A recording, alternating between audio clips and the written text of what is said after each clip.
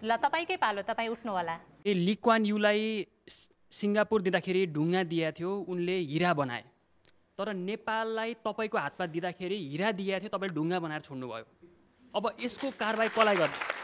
र अर्को ऐतिहासिक प्रश्न, सिङ्गापुर, अमेरिका, चाइना, बेलायत सबै प्रधानमन्त्रीहरू देशका अति उत्कृष्ट विद्यार्थीहरू मात्रै प्रधानमन्त्री भएको छन्। एउटा उदाहरणको लागि बेलायतको विगत 70 वर्षदेखि सम्पूर्ण प्रधानमन्त्रीहरू अक्सफोर्ड विश्वविद्यालयका छन्। नेपालको विगत 70 वर्षदेखि कुन चाहिँ हाम्रो मन बुझ्ने प्रधानमन्त्री हामीले कुन चाहिँ पायौँ? तपाईँले कहिले विस्थापित हुने? अति निराश भइसक्यौँ हामी। 4 चोटि 5 चोटि प्रधानमन्त्रीको लागि मात्रै प्रधानमन्त्री होइन, जनताको लागि प्रधानमन्त्री तपाईँ कहिले हुने? हेर्नुहोस्, नेपालमा चाहिँ जस्तो विद्यालय छ त्यही पढ्ने हो नि। हेर्नुहोस्, तपाईँले बल्ल बोल्दै हुनुहुन्छ तपाईँ।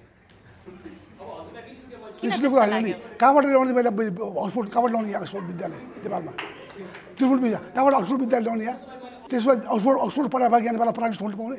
उहाँले इङ्गित गर्नुभएको छ युवाहरूले अथवा देशको लागि सोच्ने प्रधानमन्त्री चाहिँ हाम्रो देशले कहिले पाउँछ र हाम्रो देशले विकासको गति कहिले लिन्छ भन्ने चाहिँ उहाँको प्रश्नको आशय।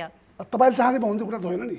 तपाईँले चाहे जस्तो बोल्नुपर्छ भने के छ? यहाँ तपाईँले अक्सफोर्ड पढाएर को पढाउँछ नेपालमा? अक्सफोर्ड तपाईँको इच्छा, तपाईँ व्यक्ति हो नि। जनताको इच्छा अनुसार भाउ प्राइभेटमा आउनु, तपाईँको इच्छा अनुसार कुरा म जनताले चुने हो मलाई। त्यो जनताले चुने होइन मलाई।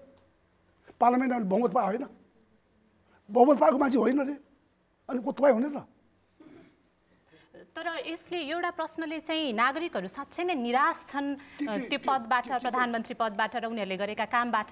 विगतमा भएका जति पनि कामहरू भए प्रधानमन्त्रीले गरेका कामहरू, नेपालमा धेरै कामहरू रहेका छन्। के काम भएको छैन? यहाँ बाटो बनेको छ, विकसित भइरहेको छ त। किन विकसित भइरहेको छ? तपाईँ जनप्रतिनिधि हो भन्नुहुन्छ आफूलाई, यो चाहिँ उहाँको प्रश्नको सही उत्तर दिनुपर्छ। प्रधानमन्त्रीज्यू, कहाँबाट एक्सपोर्ट ल्याउने नेपालमा ल्याउने? यो चाहिँ खास जनताको निराशा बोलिरहेको छ जस्तो लाग्दैछ। हजुर, मैले बुझाएको छैन।